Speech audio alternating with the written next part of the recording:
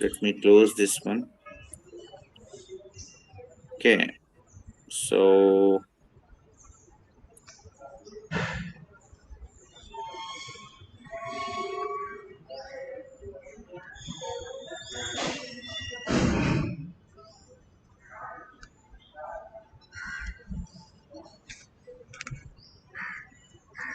I'll just start the practical implementation of a load balancer. See, guys, for me, it is not required to refer the steps. Okay, to be honest, but for you guys, I am taking up these steps also at the time of the implementation, because when you do it for your practice, it will be helpful for you. Okay, see, this is the steps to implement the load balancer. Steps to implement the load balancer. Okay, fine. So I'll just go ahead and I'll start creating the implementation. I'll start implementation of the load balancer. So first thing, it is asking us to create a resource group. It is asking us to create a resource group here. Okay, so you can create any resource group with any name. Okay, so Naresh RG resource group, I am deleting it right now. I'll go ahead and create a new resource group with different name. Let us call it as my RG. Okay, going with East US region, create. Now first step is completed. Next step, what it is saying, deploy two VMs with name as web server 1 and web server 2, and ensure this VM should deploy it under the same VNet and as an availability set. Very important as per the key points what we have discussed in yesterday's class. Okay, fine. So deploy two VMs now under my RG resource group and ensure that these two VMs are going to get deployed in the same region. Okay, with an availability set also. Fine. So what I'll do here, I'll go ahead for the virtual machine 1. I'll say here virtual machine 1 here. Okay, I'll take it as my RG and I'll give the name as web server 1. I'll give the name as web server 1. Okay, I'm taking operating system 2019. I'm going with East US region. Okay, availability option, I'm going with availability set. Okay, I'll say a create new and I'll give the name as Naresh availability set. Naresh AS. I'm saying here Naresh AS. I'm going here for 3. Okay, fault domain 2, update domain 3. Okay, just read that what it is about fault domain, update domain. We have discussed in detail in our virtual machine classes. Fine. This is what I'm going with. Then I'll say here user admin name, same as web server 1 only. It has taken a very small configuration. I won't take that much. I'll say here 8 GB RAM 2 core. This is a decent one. Decent one, fine, no problem. Then next I'll take is the password. Okay, confirm password. I'm going with the basic port openings here. Okay, and then rest of the things I'm just leaving to default. The two main important things is that, guys, availability options that you have to take care of. With an availability set, you have to deploy the VM, and two VM should be in the same region, in the same VNet, in the same RG also. Fine. Now I'm going and deploying a first VM.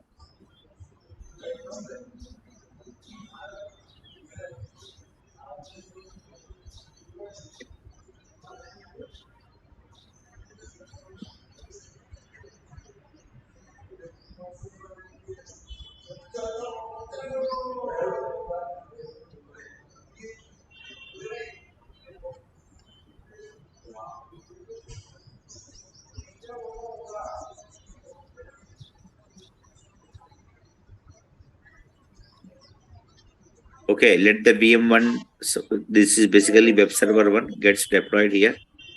And the meanwhile, I'll just go ahead and I'll deploy the second server.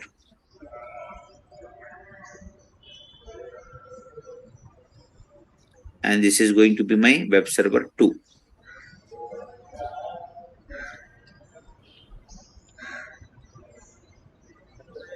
Just taking the name as web server 2.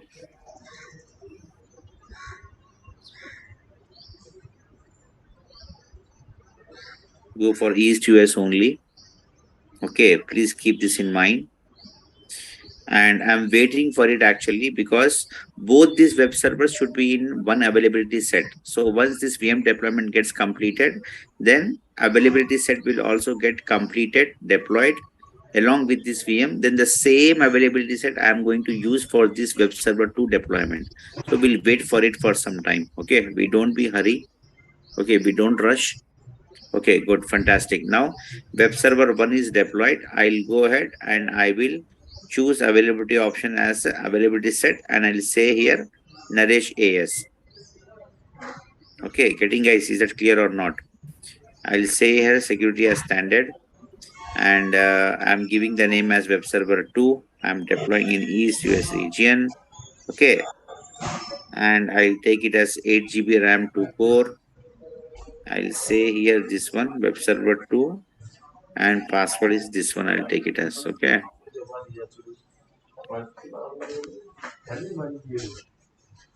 Fine. I'm going for the basic port openings. And see, network is going to be this network, web server 1 VNet. And my web server 1 is also deployed on the same network.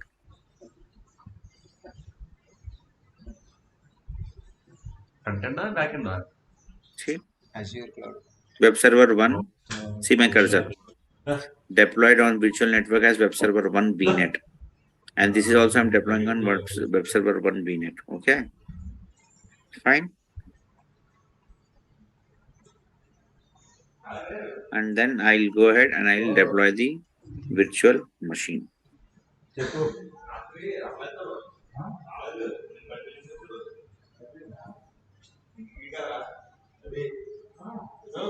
Okay.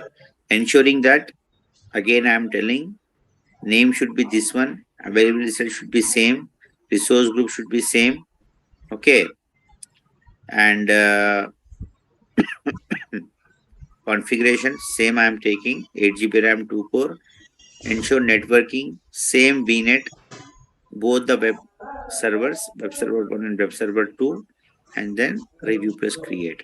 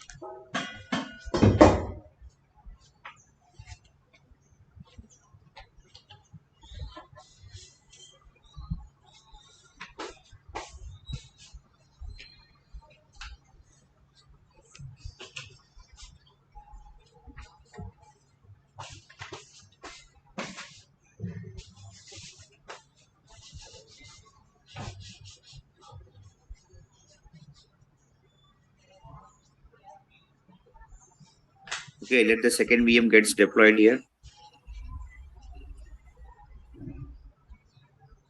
These demos are very big, guys, actually.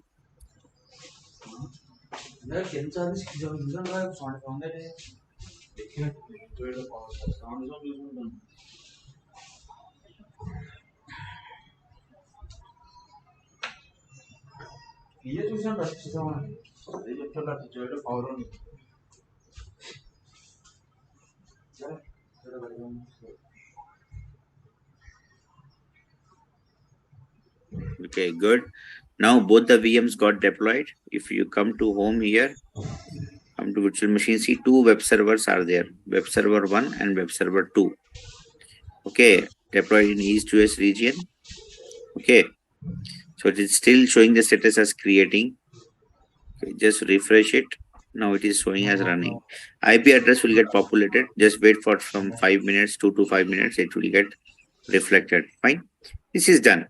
Now, step 2 is completed. This is step 2 is completed. Next, install IAS on both the web servers, on both the VMs. Install IAS web server on both the VMs. Okay, so I'll just come here and I will log into these VMs. Web server 1, say connect RDP, download RDP file, open file, connect.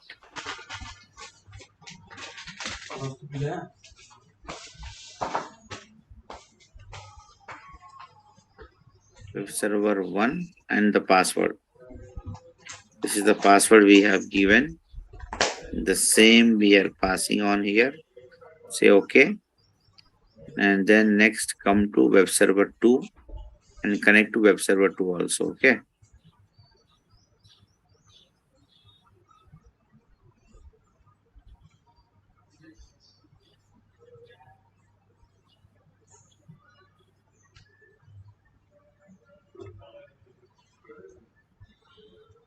Okay. Why it is not taking the public IP? 1 minute.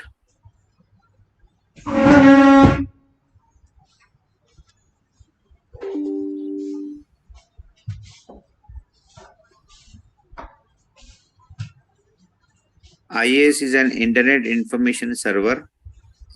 IIS is an Internet Information Server that is needed for any virtual machine to host an application or website in it. Okay. Okay. To my surprise. Okay, so public IP address is still not populated for this server.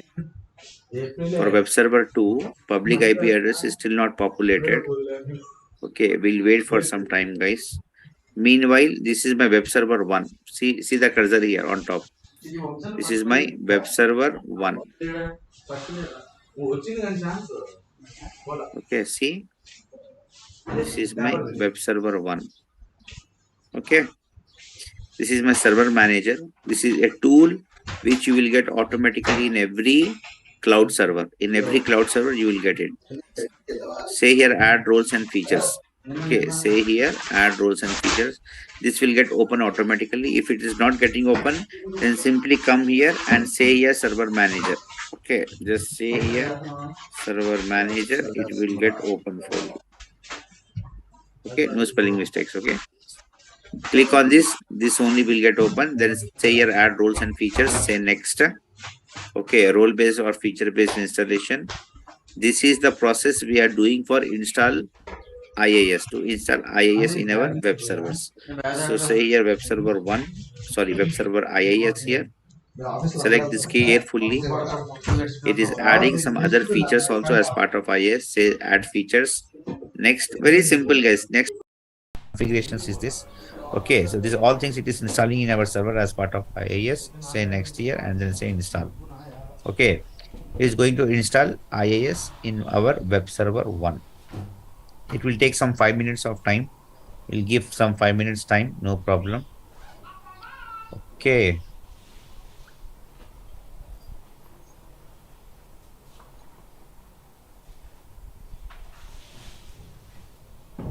Why IP address is not coming for this server?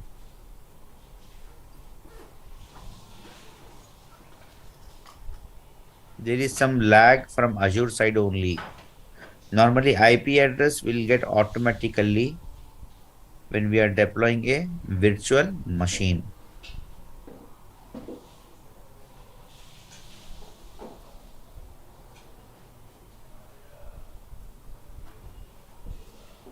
We cannot connect to the VM if you are not having an IP address.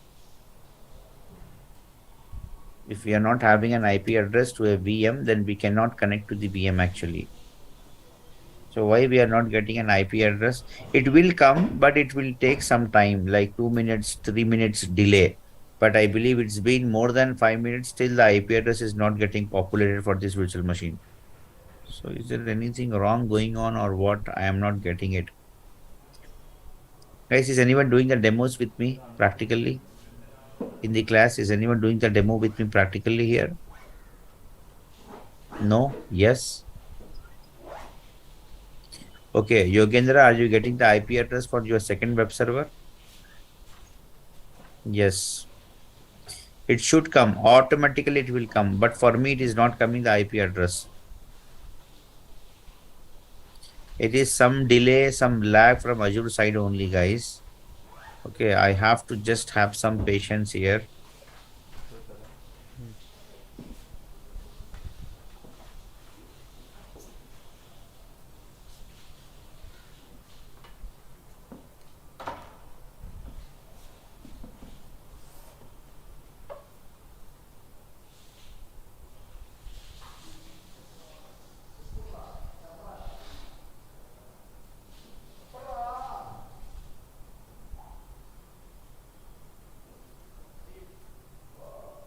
Public IP addresses.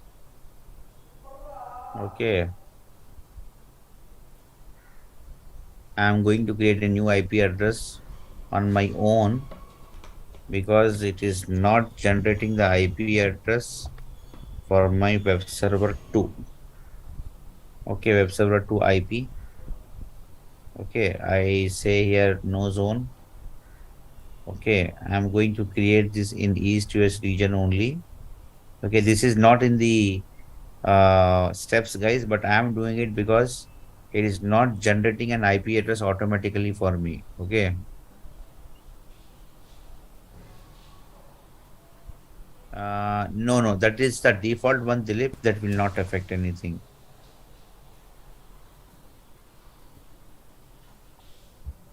Okay. I'm just generating the IP address on my own for the virtual machine web server 2.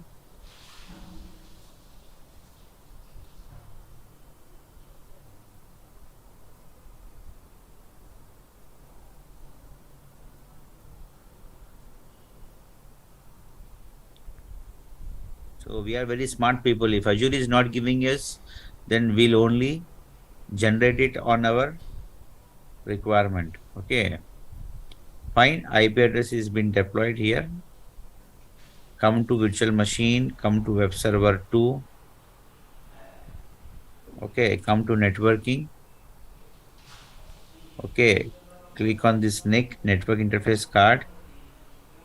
Go to IP configuration. Come here. Click on the middle one. Associate an IP address. Say here web server 2. This IP address and click on save. Yeah. See, I have generated the IP address for my server on my own. Normally, Azure will give it to us. Okay. Fine. It is done now. Come to home, virtual machines, web server 2. Okay. Just take a refresh. Now see, I got an IP address for my VM. Fine. Now I'll connect to the web server 2 and I'll install IIS.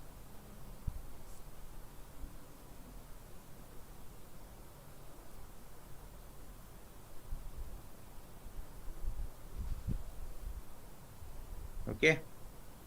I'll give the name, that is web server 2, and the password.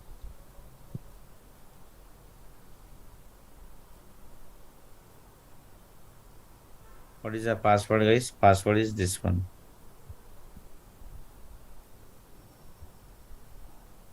Okay.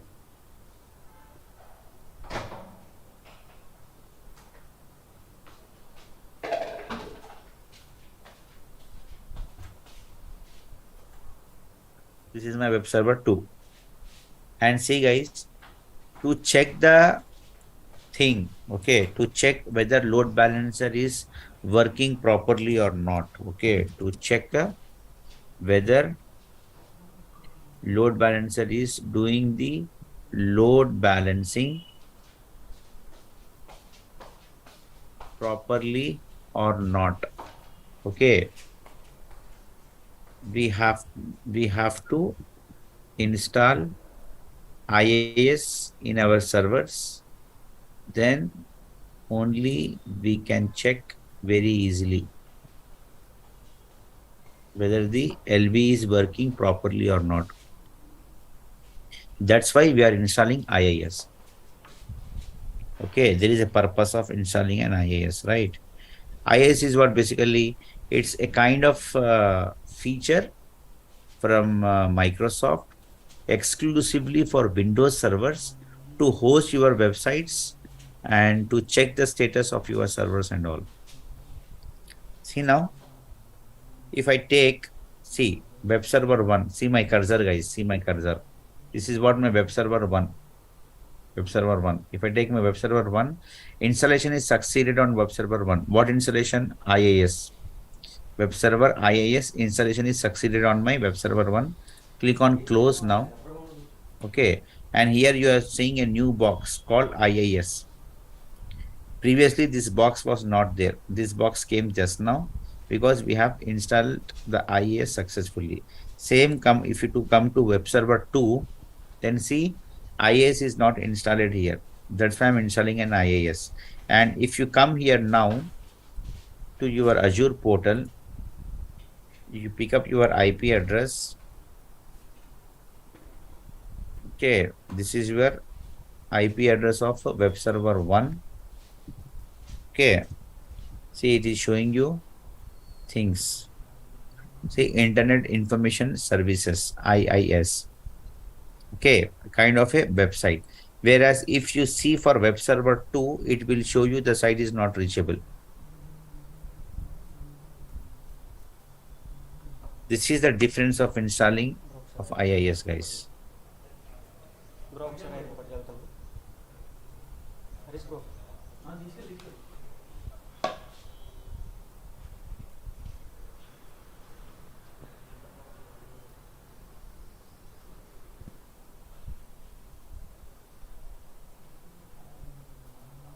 See? Okay, is that clear? This is a difference. This is web server 1, this is web server 2. In web server 2, IIS is not installed. That's why it is showing something like this. Site can't reach. Okay, and in here, web server 1 IIS is installed and is showing the website is hosted and your server is ready to take up to host some other websites also. Okay, so I'll go ahead and I will install an IIS in web server 2 as well. Okay.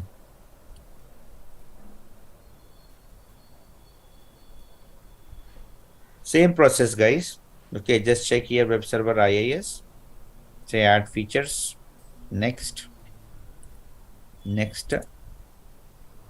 Okay, this all it is going to install as part of IIS in our server. Click on install. Okay.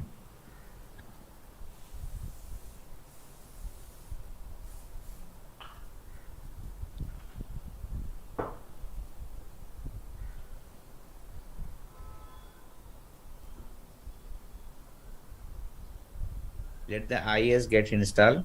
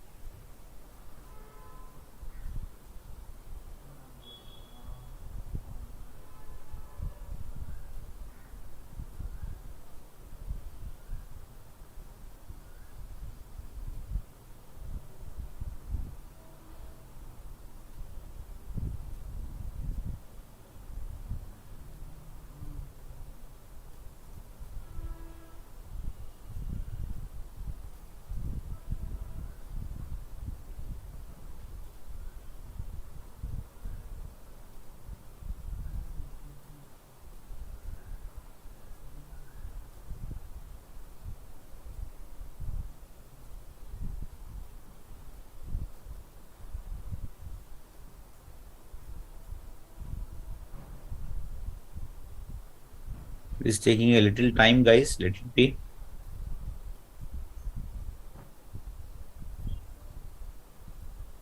Okay.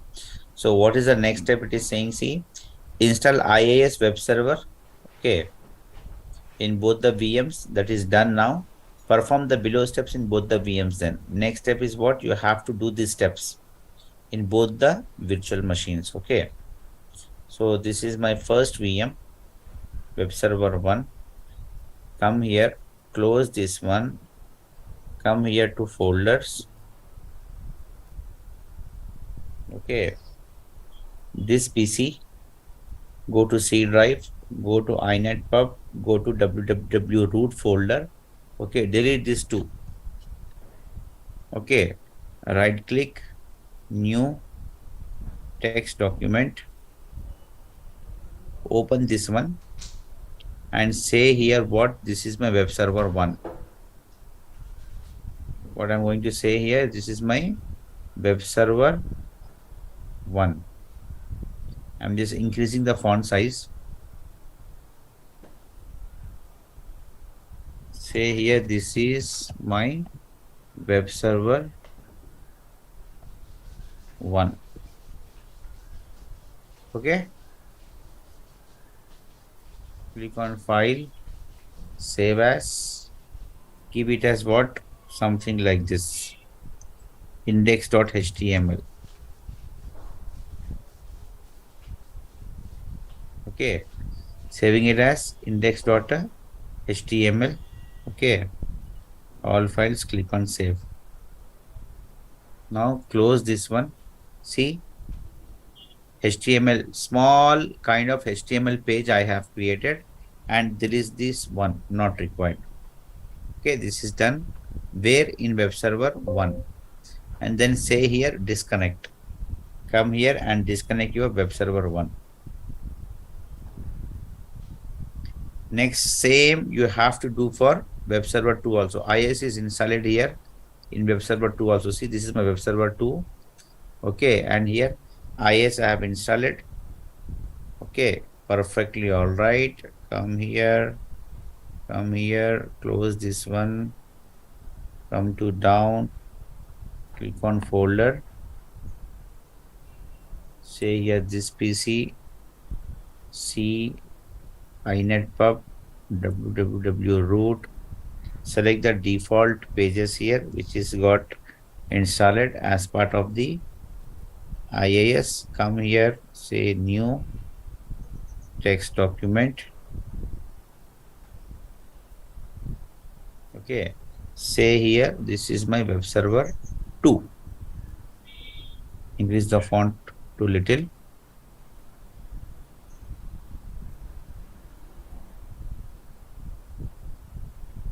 This is my web server 2. File, save as. Okay, say here index.html. Okay, save type as all files, click on save. Close this text document now. Fine, this is also done. Fine. Now if I come here, I'll say disconnect. I'll come here, I'll say disconnect.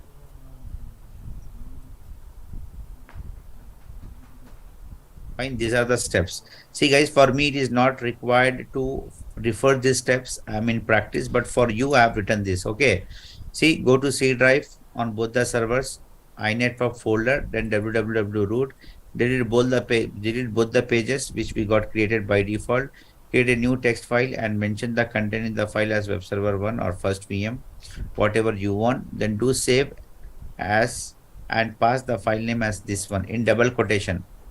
In double quotations you have to pass including the double quotes while saving the file for sure, and save type as all files. These steps you have to do in web server 1 and web server 2. Disconnect the VM's RDP and disassociate the public IPs for both the VMs.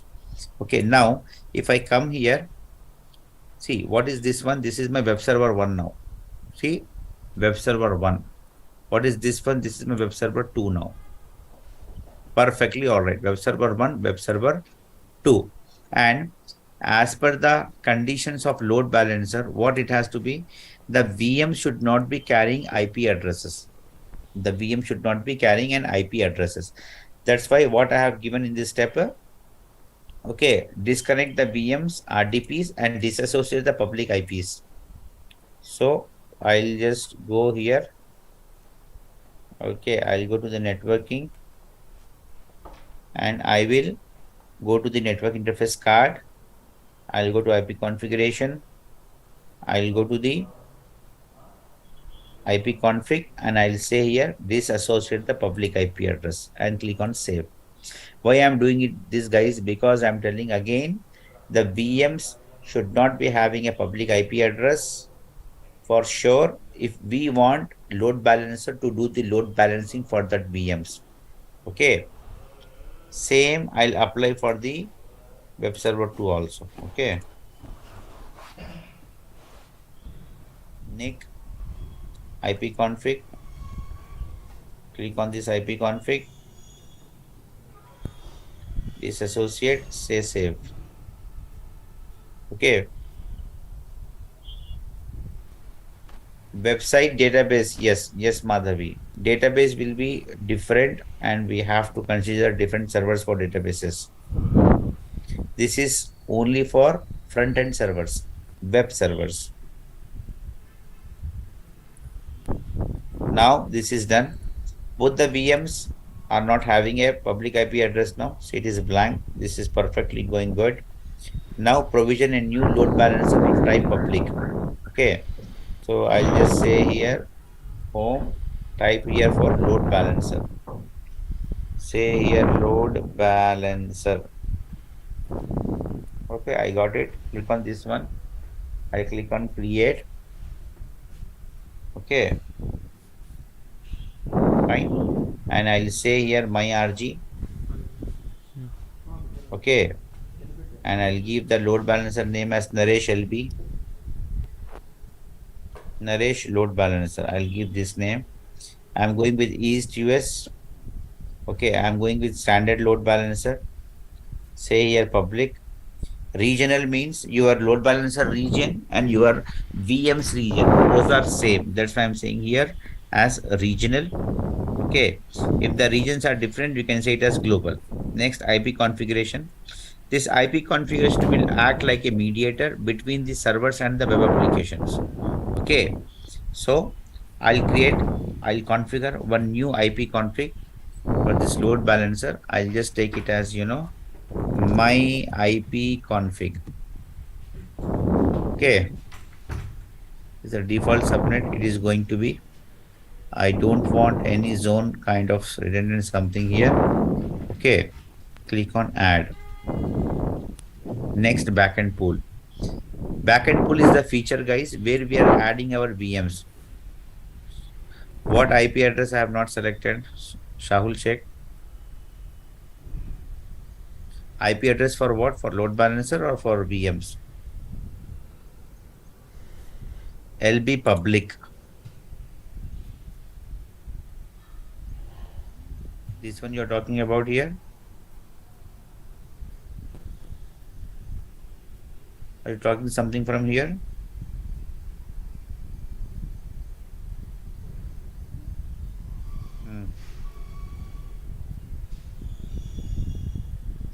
No, I think it got changed. I have selected public there. It's public there.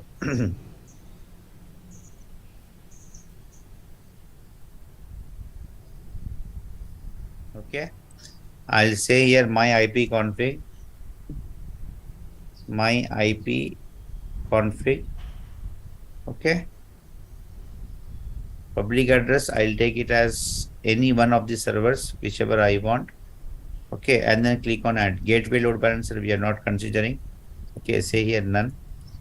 Okay, and then click on add here. And then say here next backend pool. Backend pool is the feature, guys, where we are adding our VMs inside the load balancer. So come to backend pool. Say add a backend pool here. Give the name my backend pool. Virtual network. On this VNet, we are having both the VMs hosted.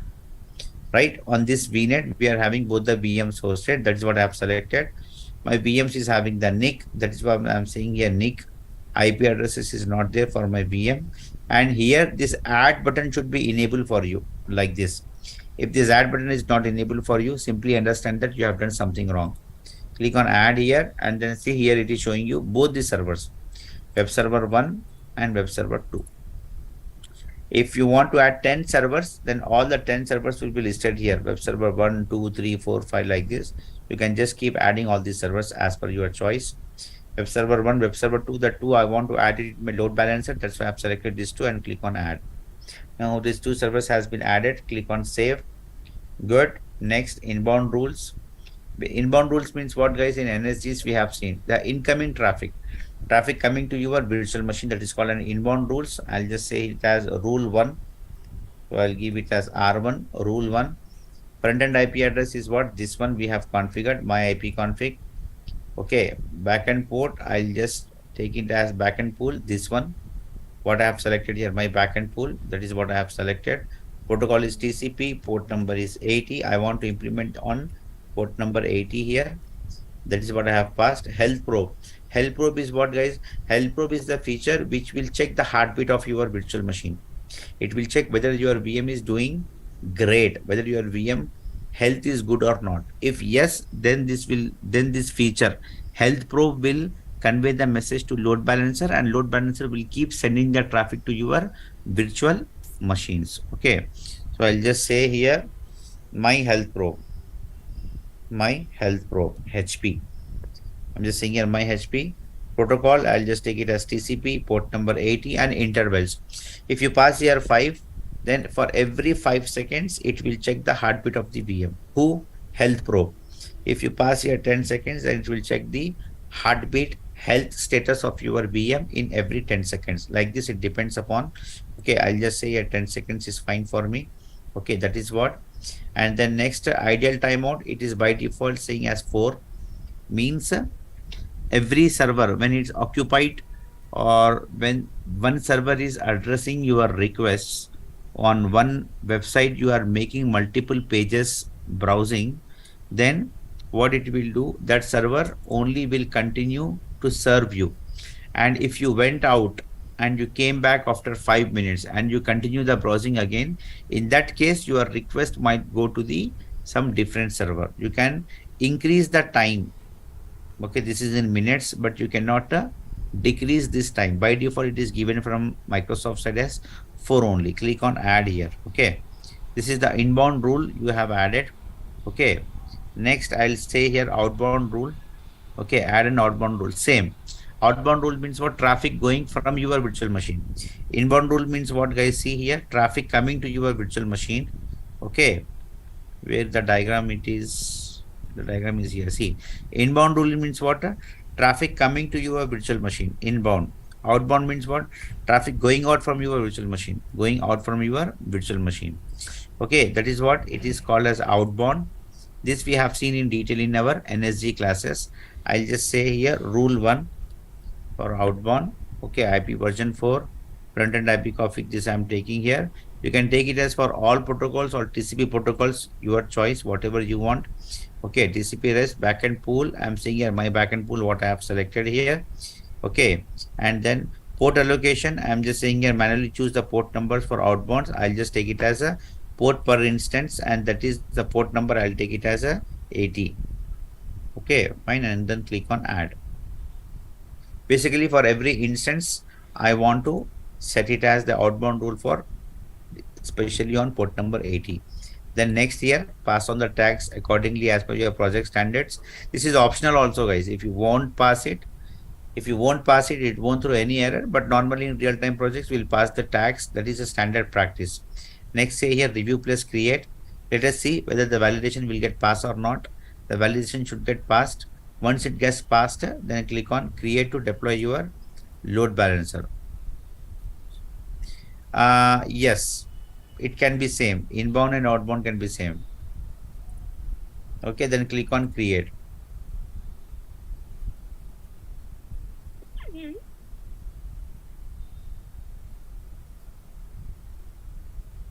Now let us see whether the load balancer deployment will get succeeded or not. And the proof is that what, guys, the proof is that, okay, the proof is the IP, okay, of your load balancer will get automatically assigned to your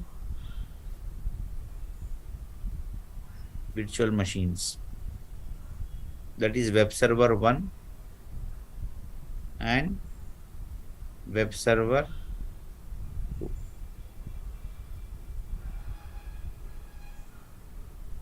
Okay, once this LB gets deployed, once this LB gets deployed, automatically the IP of your load balancer will get assigned to your web servers. Okay. And next thing is that using your load balancer IP, okay, using your load balancer IP, we can check it is navigating the network traffic to which server. Okay, to which server. So now the load balancer deployment is completed. Super. Okay, now I'll go to the front-end IP configuration. See, this is my load balancer IP 2172.211.82. Right?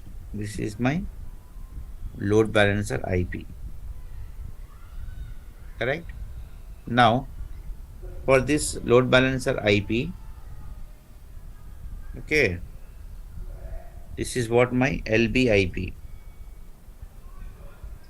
The same IP has to get assigned to both of my VMs. Let us see. See, this is my web server 1, web server 2. If you see here, 2172.211.180 to 2172.211.82, 2172.211.82, and same 2172.211.82. Same means load balancer IP got assigned to my VMs, means perfectly done. Now I'll go to home, I'll go to load balancer. Okay, I'll take up this load balancer IP config. Okay, and I will put it in my browser to check my load balancer is routing my network traffic where it is routing my network traffic. Okay, see, it is taking me to web server 1. Okay, it is taking me to web server 1. I'll give it to you guys. Please put it in your browsers and let me know whether it is routing you to web server 1 or web server 2. Just click on this link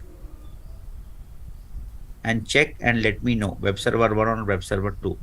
If it is taking someone to web server 2, it means that the load balancer is perfectly okay. Super. See, Yogendra, okay, Lohit, Madhavi, everyone is routing to web server 2 only. Yeah, see, Harish is getting web server 1. Tenali is getting web server 1. Super. So like this, what it is doing, it is dividing the network traffic to different users, like we all the different users. Yeah, it is navigating to web server 1, web server 2, web server 2, web server 1, web server 1, web server 2, web server 2, web server 1, like this. It just balance the network traffic. This is the end of load balancer demo, guys. This is the end of load balancer demo. Perfectly done. Okay, fine. So the next load balancer we are going to discuss is, that is traffic manager profile. Okay, TMP. Okay, this TMP, I'll just show it in tomorrow's class, this traffic manager profile. Okay, it is also one of the same thing. Okay, and it will route the network traffic between multiple websites. Okay, between multiple websites. Yeah, that's it. Okay, guys. So am I good to close the class, or any questions, anyone? Dilip, health probe is the feature which will tell you, which will give the health information of virtual machines to your load balancer. How to change runtime stack like .NET or Java, .NET to Java in my existing function app. Okay, that you have to check, Tenali. I'm not sure about it. Okay, once you have deployed your function app, as per my knowledge, it is giving you the option to choose which language you want. I don't think for an existing function app you can change it, as per my knowledge. So that's why in the deployment of function app itself only, it is giving you an option which language you want to deploy your function app. there itself only you have to decide it. Later on, if you want, then I think it's not possible. You have to design the function app again from the beginning. Okay. Ritvik Chaba, how to access web server 1, web server 2 after load balancer implemented? Okay, no, you cannot access it this week. Okay, again, you have to connect. You have to enable the IP addresses for this web servers, then only you can access it. Okay, fine.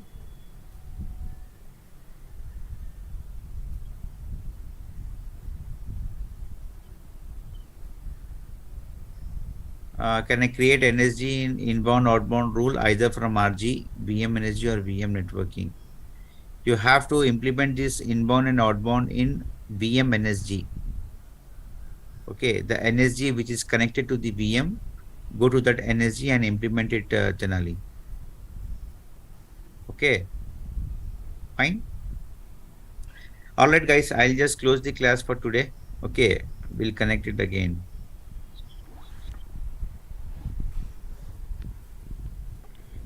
Stateless and stateful is not part of cloud syllabus. Yes, Tenali. Still, I have given in the material.